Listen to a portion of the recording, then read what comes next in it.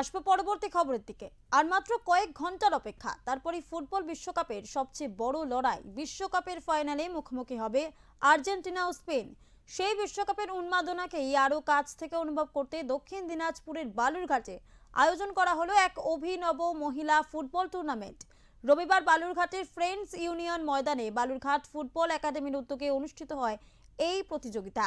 জেলার বিভিন্ন প্রান্তের একাধিক ফুটবল একাডেমির মহিলারা দলে অংশ নেন এবং কুমারগঞ্জ, তপন হিলি, বালুরঘাট সহ জেলার বিভিন্ন এলাকার মহিলা ফুটবলাররা মাঠে নেমে নিজেদের দক্ষতার পরিচয় দেন।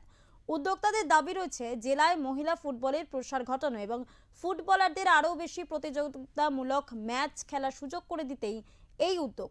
একই সঙ্গে বিশ্বকাপ ফাইনালের আবহকে উদযাপন করাও ছিল এই আয়োজনের অন্যতম উদ্দেশ্য।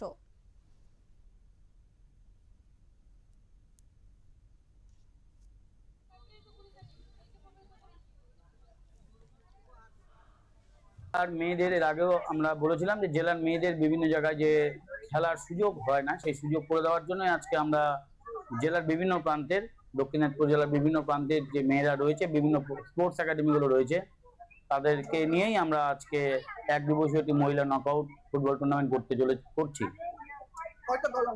8টি দল অংশগ্রহণ করেছে এবং আমাদের প্রথম রাউন্ডের খেলা শেষ, আমাদের কিছুক্ষণের মধ্যে সেমিফাইনালের খেলা শুরু হবে।